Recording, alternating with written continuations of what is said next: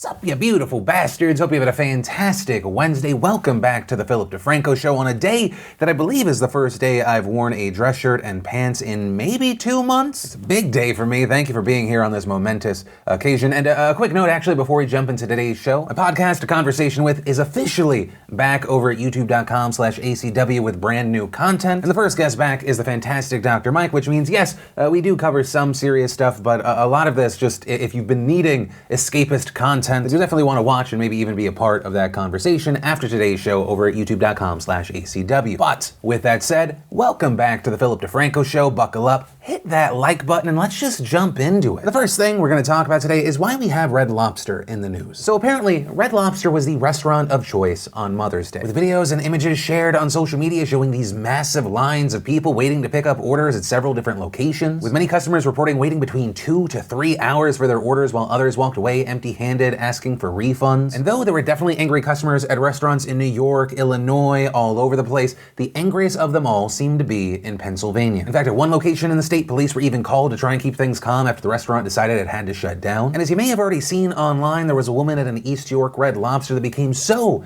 angry that there was this whole incident that got violent. The video opens up with somebody saying, "Call 911, somebody." We then see an employee trying to force the angry customer out of the building. The woman then continues to try and push her way back in, demanding a refund. Get my mother money back! You will get it! Employees start talking about finding a key to lock the door as she continues to demand a refund. And at this point, there are now several workers at the front trying to keep her from entering. At this point, they tell her that all they need is her name to process the refund, so she shouts her name. Happy Hill! Which, side note, ended up making it even easier for people on the internet to start doxing her. And that back and forth continues. We then see an employee kind of nudge her away from the door, trying to close it. At which point, then Kathy escalates things even further when she smacks that employee in the face. That employee then starts fighting back, with others trying to step in to try and separate them. And after that fight's broken up, we see Kathy say, I was assaulted and I have a whole crowd to you stand She's been shoving us on me the whole time! At the end of the video, we hear someone off camera say, "Paying customer, you got people out waiting for 3 hours for food." And so that's the main reason we're seeing Red Lobster in the news right now. And regarding Pennsylvania specifically, under Governor Tom Wolf's orders, restaurants in Pennsylvania must either be closed or operate with a takeout or delivery system to minimize social contact during the pandemic. Also, customers at all establishments that remain operating, as well as their employees, are all required to wear masks to enter, which I will note, looking back to that video, that doesn't appear to be going well. You see people without masks, you see people with masks but not covering their mouth or nose, or at least just their nose. But really, that's a whole other side issue to this story and things that we're going to see in the future. Regarding Red Lobster and the issues at hand, we did end up seeing Red Lobster CEO issuing a statement on Tuesday apologizing to disappointed customers, noting that the chain had received significantly more orders than they've gotten on a single day and were unable to keep up. Also stressing that the company is working on making sure this never happens again. Also, in another statement to local news outlets, a company spokesperson attributed the issues to operational and staffing changes as a result of the coronavirus pandemic. And finally, as far as that brawl at the East York Red Lobster, the company said, "We do not tolerate violence for any reason in our restaurants. We expect our team members treat our guests with respect, and we expect our guests to treat our team members with respect in return. We are grateful our manager and the guest involved were not seriously injured in the incident on Sunday." Which really is an award-winning non-statement if I've ever seen one. They essentially said, "We are against bad things and people doing things that we do not agree with, but we are glad that nobody got hurt." As far as everyone else's reaction to this incident, we saw people kind of in two camps. Some people saying, we don't know what happened inside. Obviously, if you're waiting for your food for 2 to 3 hours and maybe the staff isn't properly informing you, you're going to be outraged. Also, as far as who started what on this side, you have people saying, essentially pushing her out of the store was the first act of aggression. But on the other side of this, and it appeared at least on social media to be the majority, a lot of people just found this woman to be in the wrong, right? Arguing that the employees want to give her her money back, but she's being belligerent. She actually swings at an employee, escalating the situation. A number of people calling her an angry Karen, which I will say that name is ridiculous. If anything, she's a Red Lobster Laura, or at the minimum, a Cheese Biscuit Betty. And as far as my opinion on this, based off of what we have publicly available right now, I end up feeling more sympathy for the employees here. We're living in weird times, and I think we have to pull back on how entitled we are and understand that everyone's kind of just trying to do their best. Right? If I was in the situation and I was having to wait 2 to 3 hours to get a Red Lobster order, I'm just canceling that order and getting my money back. I'm leaving. And when I looked at Twitter and I see there was an example of a Red Lobster employee tweeting, "Today was probably the craziest day at Red Lobster. We had 212 orders at once. People People don't understand how busy we were today. 18 people called me a dumbass, 9 people flipped me off, 13 people told me to hurry the fuck up. But I can't help but sympathize with the employees here, especially as someone that used to work at restaurants. It's also part of the reason I truly believe that you get to know who a person is based off of how they treat restaurant staff. But hey, that said, that's the story, some of my personal opinion based off of what we've seen, and of course, I pass the question off to you. What are your thoughts here? But from that, I want to share some stuff I love today, and Today in Awesome brought to you by Drop. And you know, if you're looking for ways to stretch your dollar, especially right now, you gotta check out Drop. It's the free app that's giving away millions in cash rewards every single day. And with 300 plus brands to earn from, it is the fastest, easiest way to be rewarded for the shopping that you're already doing. Also, if you're not already using Drop, maybe you've heard me say it and you're like, yeah, I'll get around to it. Now specifically is the time to join, because from now until Sunday, Drop is running its Boost Week campaign, meaning you'll earn bonus cash back on select offers when shopping with Drop. And this includes brands like Apple, Sunglass Hut, Sam's Club, and many more. Also, for the next 72 hours, Drop is giving y'all 10,000 points, which is $10 when you download the app on the App Store or Google Play with code PhilDeFranco. Right, you do that and your bonus will be deposited into your account once you earn your first 1,000 points on the app. So with that said, head on over to earnwithdefranco.com or click that link down below to download the Drop app, and then make sure you use code PhilDeFranco to kickstart your earnings today. The first bit of awesome today is I made a TikTok because I needed another place to shitpost other than Twitter, I guess. And so if you'd like to follow me there to enjoy and or mock me, I don't really care, it's all equal. My username simple, it's just Philip DeFranco, and you can just click that link down below. Then we had Daniel Radcliffe and Ellie Kemper entering the New Yorker's cartoon caption contest. National Geographic gave us Alien Oceans. Allure gave us a fitness instructor's entire routine from morning meditation to training so we could tell ourselves that we'll do it but then ultimately will not do it. We had Troye Sivan collabing with Bon Appetit. We had the fantastic Swoozy giving us the Every Girlfriend Ever video. And the final bit of awesome is we got the full documentary for Dude Perfect Backstage Pass. And I will say, once again, I'm so happy that YouTube Originals are now not behind a paywall. And if you want to see the full versions of everything I just shared, the secret link of the day, really anything at all, links as always are in the description down below. And then let's talk about this story that's easily one of the most requested non-COVID stories we've seen of late. And at the center of this story, you have an entertainer who, among other things, has really been a YouTube staple over the past decade, Colleen Ballinger, aka Miranda Sings. And part of the reason this has been so requested by so many different people is because the accusations that have recently come against her include a number of things. Accusations including racism, fat shaming, joking about putting her dog down, which notably did happen when she was a child, but all of these accusations also seem to surface after she was accused of something much more serious, which was grooming a child. And that child is now 17-year-old Adam McIntyre. According to Adam, he used to be a huge fan of Ballinger. In fact, he said that he used to run fan accounts on Instagram and Twitter. But a couple of weeks ago, we saw him post a video titled Colleen Ballinger, Stop Lying. And in this video, he says that he first met Colleen back in 2016 at a live show when he was 13, saying he met her again at a show in 2018, and between this time, he says that the two became good friends. He says they were talking a lot on social media, and notably, during this time, she started to tell him private details about her divorce with Joshua Evans in 2016. Adam saying that his parents were originally supportive of Colleen interacting with him because he was such a fan, but then saying they started to become cautious, wondering why Colleen, who was 30 at the time, was sharing such private information with a minor. After that, Adam says that his relationship with Colleen turned into one where he was asked to look at drama channels to find out what they were saying about her, Evans, her ex-friends, and her fans. Also saying that his name ended up getting thrown into a lot of those situations and that he ultimately faced cyberbullying because of it. Adam claiming his parents encouraged him to distance himself, also saying that he did several times, but that he would always get sucked back in because Colleen would be nice. I try not to be upset with myself because I was 13 to 15 during this time.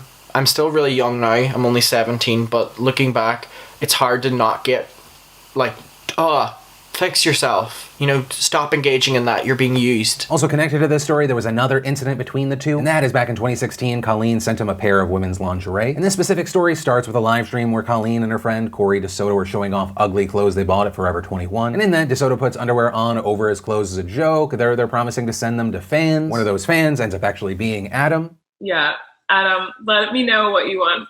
He's in Ireland. Hi, Adam, I love you. Okay. I'm sending him something. Okay, maybe he'll want the panties. Although then his parents will be like, you're not allowed to watch who is sending you panties. He'd be like, Mom, don't worry. I watched a boy wear them online first. And it would seem that even though she was joking about Adam's parents being mad, they were furious. Adam saying they took the underwear right away, but apparently they kept it because in his video, Adam says that he asked his mom to try to find them. She does, and he shows them as proof that she actually sent them. And notably, with this whole lingerie situation, it's a very large point of this story. It's something that Colleen has faced a lot of criticism for, and it's something we're going to come back to in a minute. But first, I want to hit on one of the last points that Adam makes. And that is that not only does Adam say say that Colleen asked him to look up information about her ex-husband and her ex-friends, but according to Adam, she was also asking him for ideas to post to social media, with this allegedly including both her main accounts and her accounts as Miranda Sings. And he says this is because she didn't enjoy doing the Miranda character anymore since she couldn't be problematic as the character now. After that, he then says he stopped for a while, but said that he started giving more ideas on March 25th this year. According to Adam, she then starts tweeting some of his ideas. And with that, Adam says that he pitched about 15 different tweet ideas, one of those including a tweet where Miranda Sings comes out as a Meghan Trainor fan, with Adam saying that she was initially confused about it, saying that she wasn't sure what he was trying to say about Meghan. He then says he explains the joke, she gives him the green light, giving him the login info for the Miranda Sings Twitter account, saying that she still trusts him, and then